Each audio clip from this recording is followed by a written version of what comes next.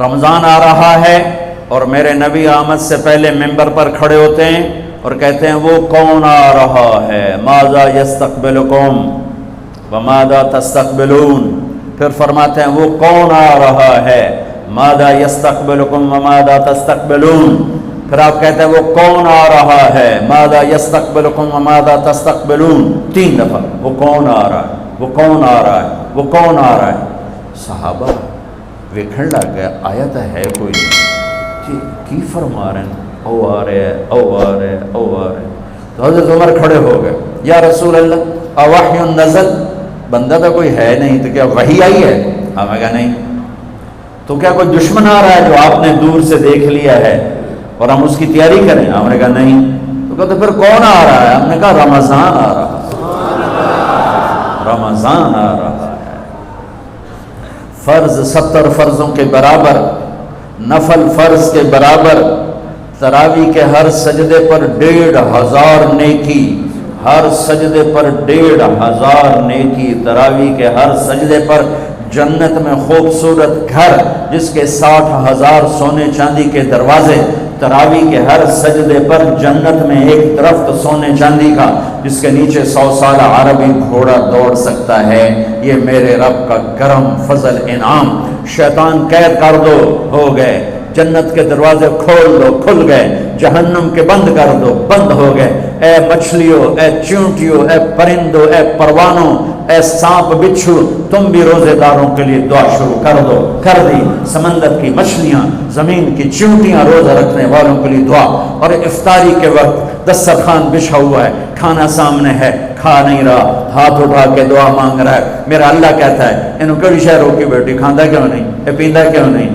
دسو نا فرشتے ہو، دسو نا یہ کیوں نہیں کھاندہ، یہ کیوں نہیں پیندہ؟ کہ مولا تیری خاطر. کہ بس ٹھیک ہے پھر میری تسبیح چھڑ دیو تو میرے روزے داران دی دعا تے آمین شروع کر دو. حتیٰ کہ اللہ عرش کے فرشتوں سے فرماتا ہے کہ میری تسبیح چھوڑ دو. اور اس وقت جو افطار پر دسترخوان سجے ہوئے ہیں اور لوگ کھانے سامنے رکھ کے بیٹھے ہوئے ہیں کہ اللہ کا امر آئے گا. میرے نبی بھی ایسے ہی فرماتے تھے. میرے نبی نے 9 رمضان دیکھے، 9 رمضان میرے نبی نے دیکھے. ان میں 2 30 کے تھے، 2 رمضان 30 کے اور 7 29 کے. اور آپ بھی کھجور سامنے رکھ کے بیٹھے ہوتے تھے اور ایک آدمی اوپر کھڑا ہوتا تھا اور وہ سورج کو ڈوبتا دیکھ رہا ہوتا تھا.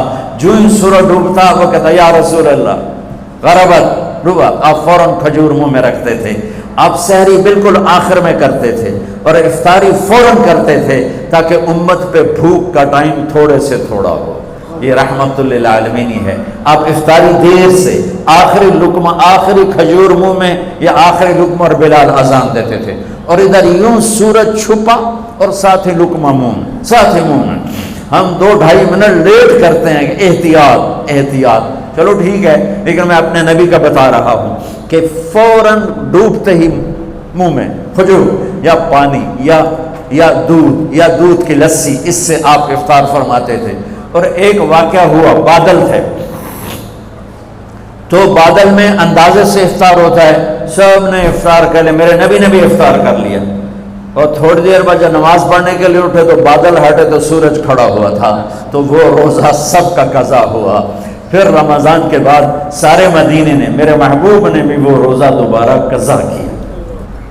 تو میرے بھائیوں، اس مہینے میں اللہ نے قرآن کو اتارا، اس میں لیلۃ القدر کو اتارا، اس میں اللہ تعالیٰ نے مسلمانوں کو پہلی دفعہ فتح عطا فرمائی. جنگ کے بدر کی فتح کا تحفہ رمضان میں، مکے کی فتح کا تحفہ رمضان میں. جس سے اللہ بہت بڑا اور اللہ کا حبیب بہت بڑا. پھر اللہ نے اپنے حبیب کو امت بھی اسی کے حساب سے دی. میں تھوڑا فرق بتاؤں موسیٰ علیہ السلام کی امت اور میرے نبی کی امت کی. موسیٰ علیہ السلام کی قوم آگے موسیٰ، پیچھے ہارون، اور چلتے چلتے سمندر پہنچے. آگے آ گیا سمندر، پیچھے آ گیا فرعون. قال اصحاب موسیٰ، موسیٰ علیہ السلام کے ساتھی صحابہ. اس میں طنز ہے کہ اتنی صحبت اٹھا کے بھی عقل نہ آئی. قال اصحاب موسیٰ، بنو اسرائیل نہیں کہا، اصحاب موسیٰ کہا کہ ان کے لیے اس میں لان تان ہے کہ اتنی صحبت کے بعد بھی تمہارا ایمان یقین نہ بنا. کہنے لگے انا لمدرکون، موسیٰ تو نے ہمیں مروا دیا، پکڑوا دیا، اب آگے سمندر ہے، پیچھے فرعون ہے، ان کتھے جاویے۔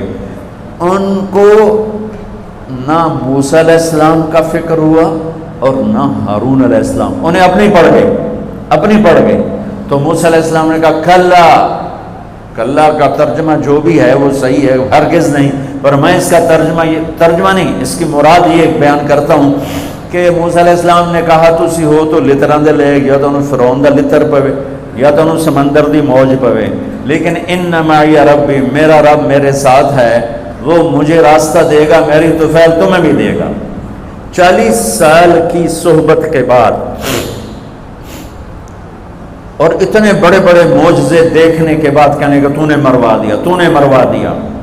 یہ تصویر ہے موسیٰ علیہ السلام کی قوم کی۔ اب میں تصویر پیش کرتا ہوں اپنے نبی کی امت کی۔ 27 صفر کی رات ہے، جمعہ کی رات ہے، آج ہجرت کی پہلی رات ہے، میرے نبی اور صدیق دونوں ہجرت کے لیے نکل رہے ہیں۔ میرے نبی پنجوں کے بل چل رہے ہیں تاکہ پاؤں کا نشان کھوجی پہچان نہ لے۔ ابو بکر کبھی آپ کے آگے چلتے ہیں، کبھی پیچھے چلتے ہیں۔ موسیٰ علیہ السلام کی قوم نے کہا تو نے مروا دیا، اب کیا کریں؟ ابو بکر کبھی آگے کبھی پیچھے، کبھی آگے کبھی پیچھے، اور 3 میل کا فاصلہ ہے۔ آپ نے کہا ابو بکر کیا کرتے ہو، کبھی آگے کبھی پیچھے، کبھی میرے آگے ہو جاتے ہو، کبھی میرے پیچھے ہو جاتے ہو۔ کہ یا رسول اللہ اخاف الرصد فامشی امامک اخاف الطلب فامشی خلفک، یا رسول اللہ۔ واہ واہ واہ واہ، جب مجھے یہ خیال آتا ہے کہ آگے کوئی دشمن چھپا ہوا حملہ نہ کر لے تو میں آگے ہو جاتا ہوں کہ میرے اوپر وار پڑے، آپ پہ نہ پڑے، اور جب مجھے خیال آتا ہے پیچھے سے کوئی حملہ نہ کر دے تو پھر میں پیچھے ہو جاتا ہوں کہ میرے اوپر وار پڑے، آپ پہ نہ پڑے۔ انا لمدرکون، اور یہ صدیق کا عمل مقابلہ کر کے دیکھو۔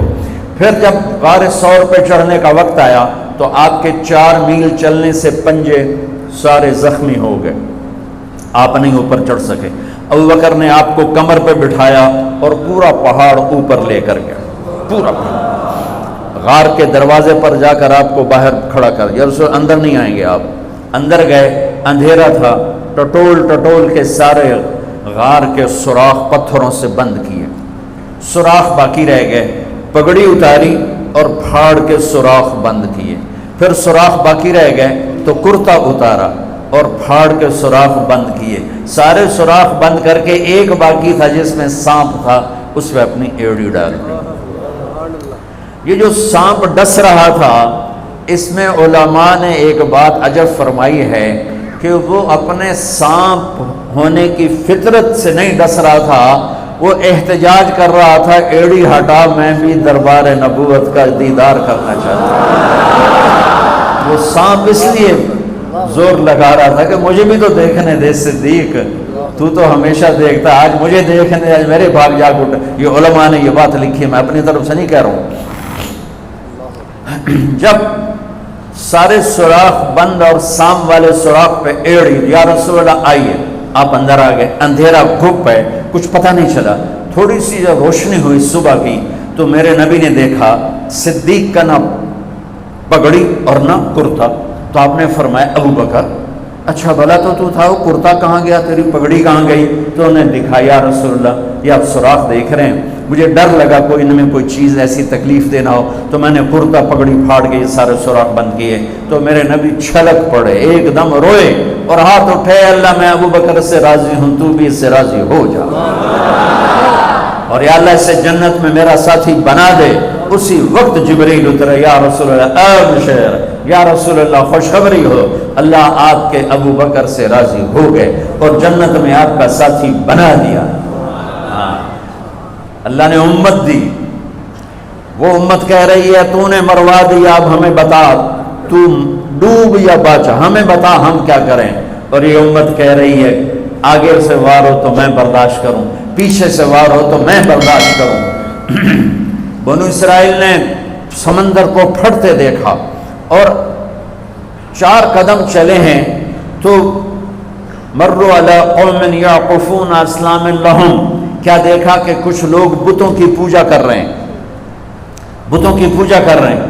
تو 40 سال کی صحبت اور فرعون کا ڈوبنا، سمندر کا پھٹنا دیکھنے کے بعد کہنے کہ موسیٰ اجعل لنا الہا کما لہم آلہہ، موسیٰ ہمیں بھی ایک خدا ایسا لے کے دو جیسے ان کا پتھر کا خدا کا پھٹے منہ توڑا، اور تم اتنے معجزے دیکھ کر بھی تم پتھر کے بت مانگتے ہو، انکم قوم تجہلون۔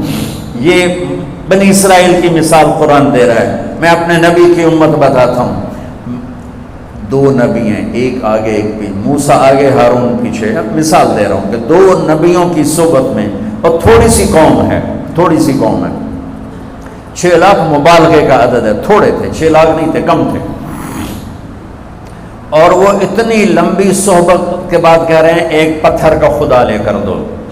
میرے نبی دنیا سے چلے گئے، میرا نبی دنیا سے چلے گئے، صدیق موجود نہیں تھے، حوالی میں تھے، پتہ چلا انتقال ہو گیا ہے، گھوڑے پر ہوا کی طرح اڑتے ہوئے آئے اور چھلانگ لگائی، اندر گئے، آپ کے چہرے سے کپڑا ہٹایا، آپ کا ماتھا چوما، گرم گرم آنسو آپ کے ماتھے پر گرے، واہ خلیلہ واہ صفیہ واہ نبیہ، اے میرا نبی، اے میرا خلیل، اے میرے جگر کا ٹکڑا، آج مجھ سے جدا ہو گیا۔ پھر کہا یا رسول اللہ جائیے آرام کیجئے، آپ نے بڑے دکھ اٹھائے ہیں، آج کے بعد اللہ آپ پر کوئی دکھ نہیں لائے گا۔ اس کے بعد آپ مسجد میں آئے، مسجد بھری ہوئی تھی، نبی دنیا سے جا چکے ہیں، وہاں دونوں نبی موجود ہیں، کہہ رہے ہیں پتھر کا بت لے کے دو، یہاں نبی جا چکے ہیں، عمر تلوار نکال کے کھڑے ہیں، جو کہے گا فوت ہو گیا میں قتل کر دوں گا، وہ فوت نہیں ہوئے، وہ اللہ کے پاس گئے ہیں، جیسے موسیٰ گئے تھے اللہ کے پاس اور واپس آئے تھے، میرے نبی بھی واپس آئیں گے، ساری دنیا کے باطل سے مقابلہ کریں گے، لہٰذا کوئی نہ کہے فوت ہو گئے۔ ابوبکر منبر پر آئے، کھڑے ہوئے، کہا عمر بیٹھ جا، تو عمر کہتے ہیں نہیں بیٹھتا، وہ تو پورے ہوش میں نہیں تھے، نہیں بیٹھتا، تو وہ خاموش ہو گئے اور منبر پر آئے، اور سنو صدیق کا خطبہ، یا ایھا الناس من کان یعبد محمدا فإن محمدا قد مات ومن کان یعبد اللہ فإن اللہ حی لا یموت۔ اللہ اکبر۔ لوگوں جو محمد کی پوجا کرتے تھے تو ان کا خدا مر گیا، جو محمد کی پوجا کرتے تھے تو آج اللہ نے ان کو موت دے دی۔ ومن کان یعبد اللہ، اور جو اللہ کی پوجا کرتے تھے ان کا اللہ زندہ ہے، موت سے پاک۔